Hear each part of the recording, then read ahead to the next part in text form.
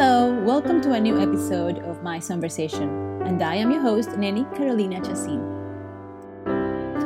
In this episode, I want to share some of the breakthroughs that I've had after my breakups and some of the lessons that I've learned with my prior relationships.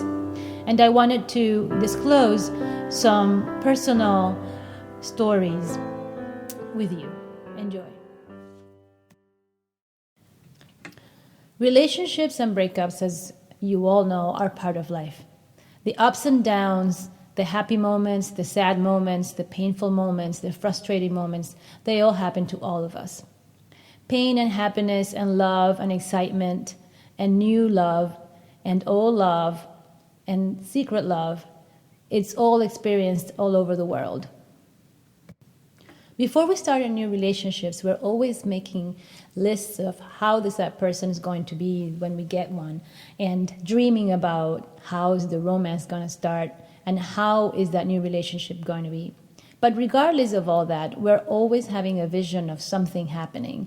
We're always longing for something. We're always wishing for the higher power to bring us the love of our life. And perhaps that plea, that request, that dream sounds something like this.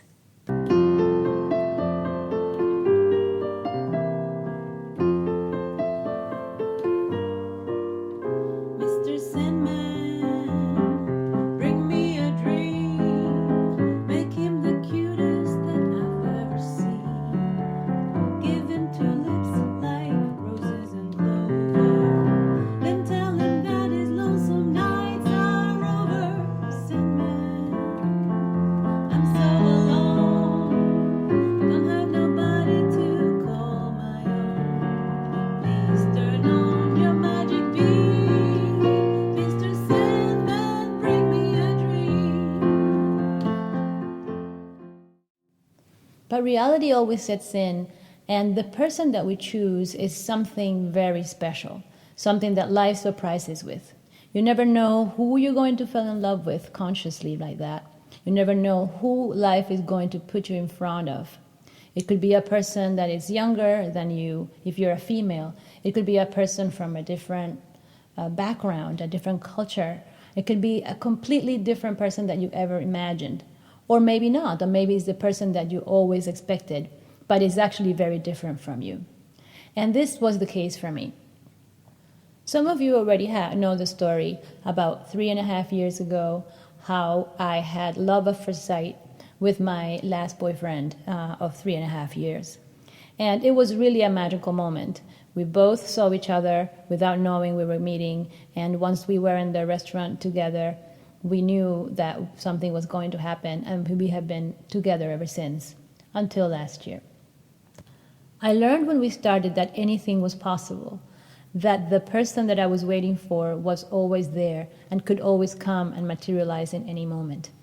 I learned at the time that I could have a relationship with, didn't matter who, with a different culture, a different age, a different circumstance.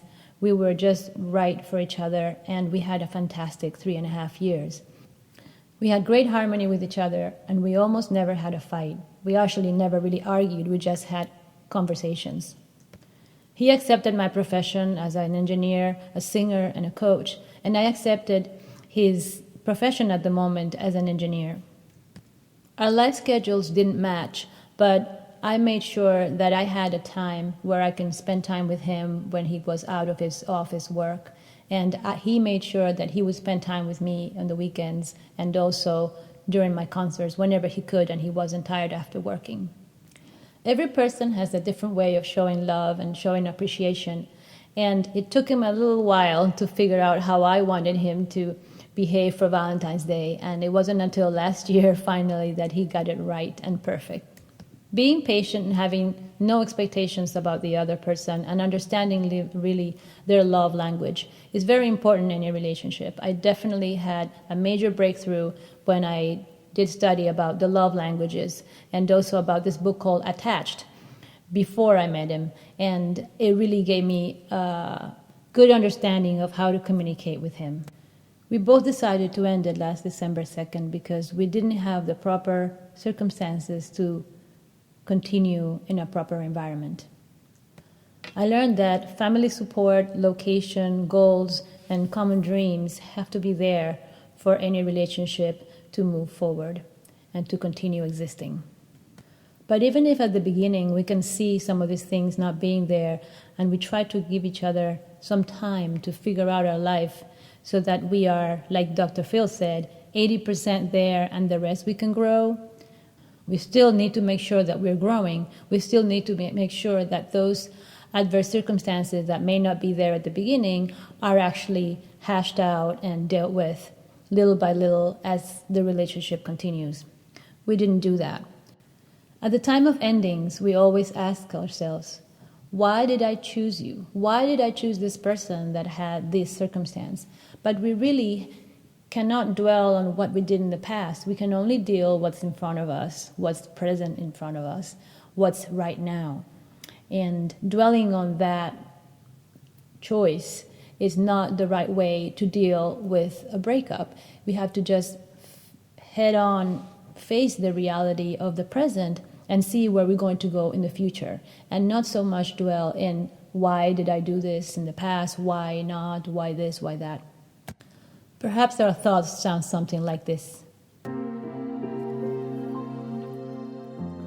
Why did I choose you? What did I see in you? I saw the heart you hide so well.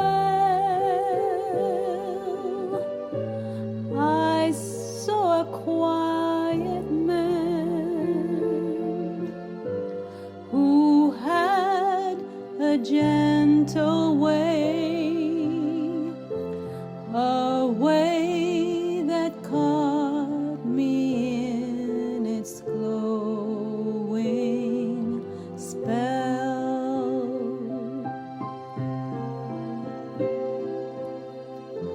Why did I want you? What could you offer me?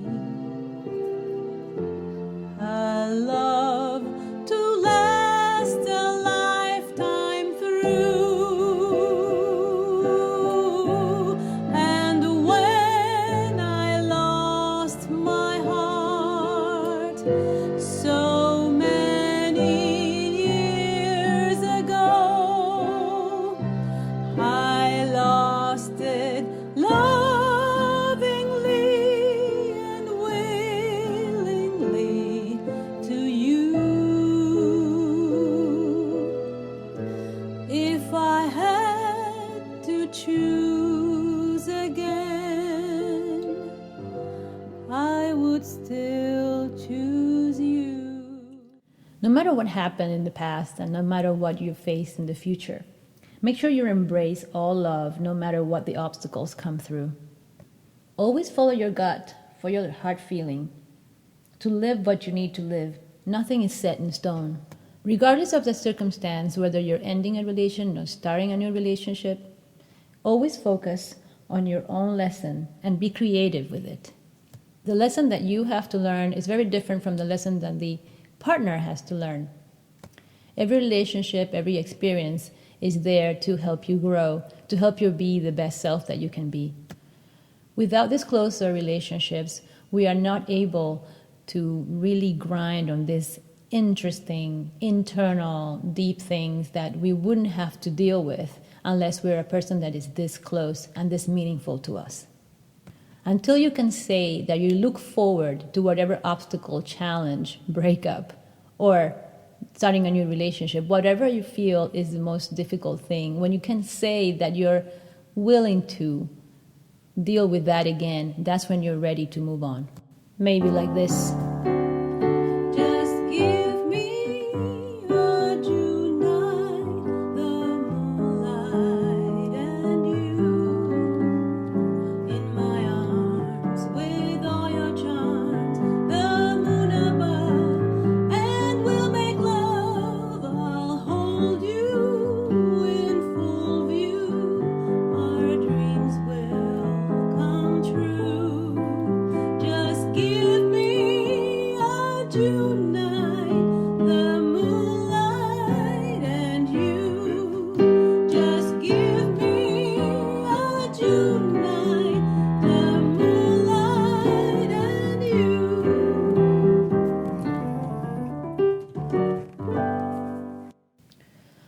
lesson that I learned was to always make sure I fight for the truth and I fight for what is the reality.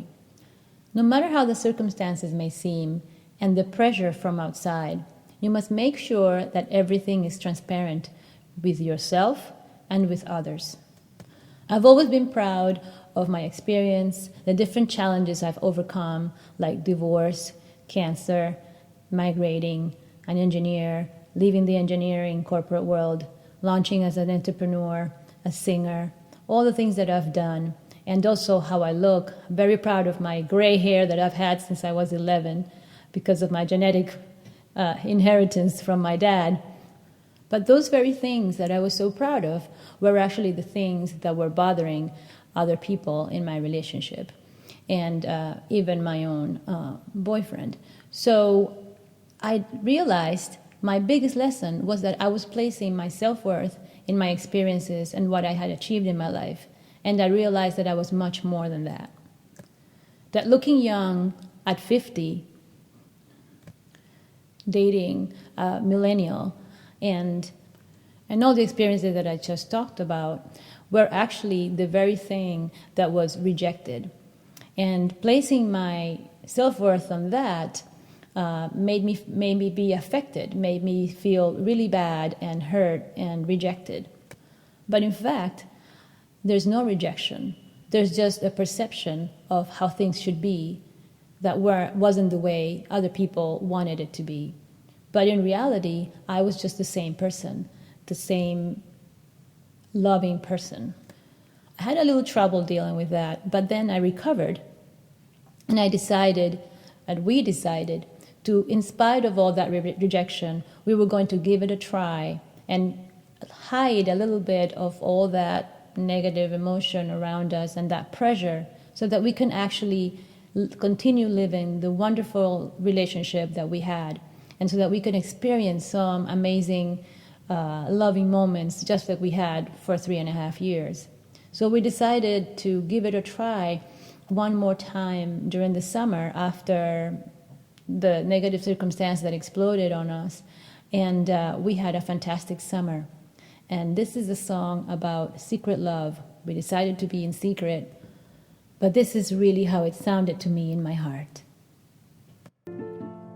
All too soon my secret love became impatient to be free. So I told a friendly star the way that dreamers often do,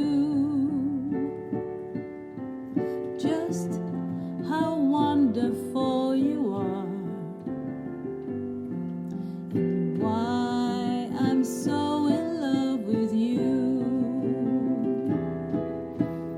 Now I shouted from the highest hills, even told the golden daffodils.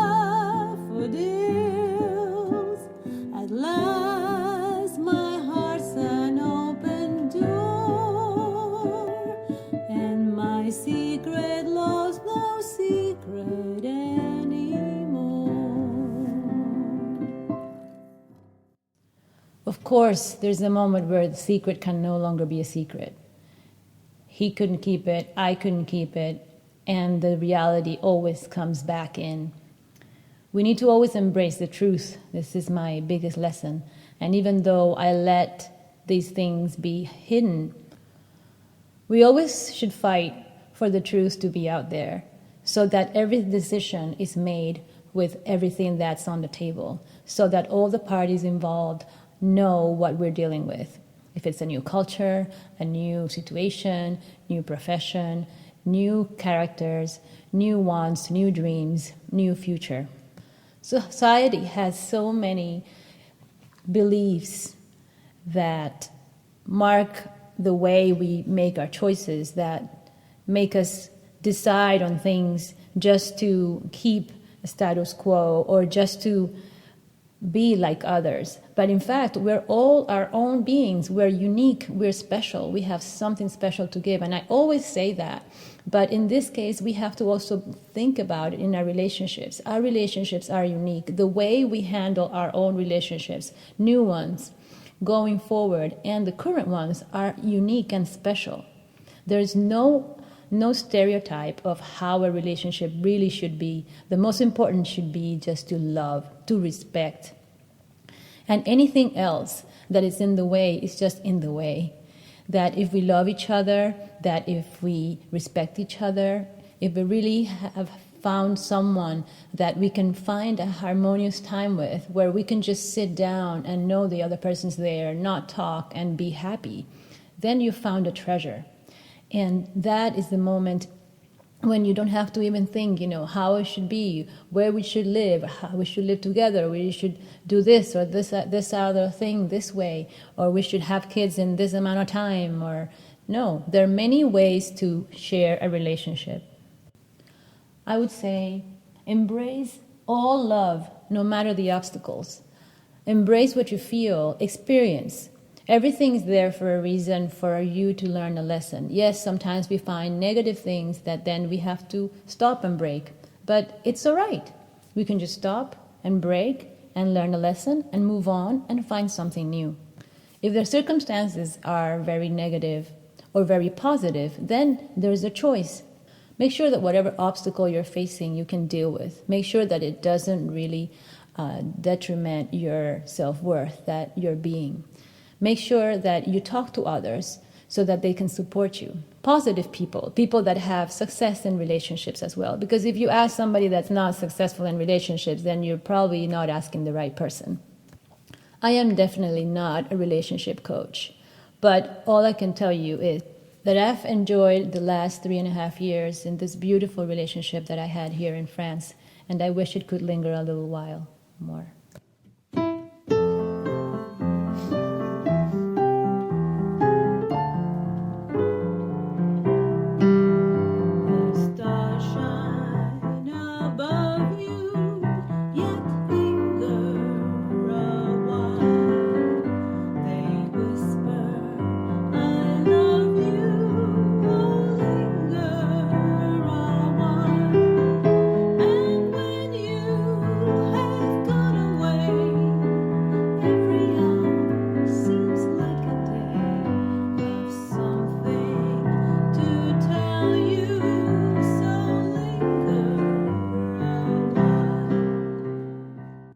Well, I hope you enjoyed that. This is it for now.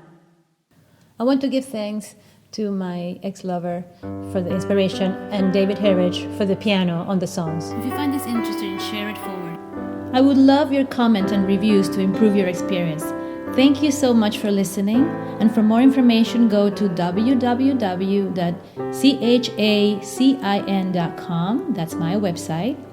There you can find links to my music and videos on SoundCloud and YouTube. And don't forget to follow me on social media on Facebook, Twitter, and Instagram. So until next time, à la prochaine fois, hasta la próxima. Here's Nenny signing out.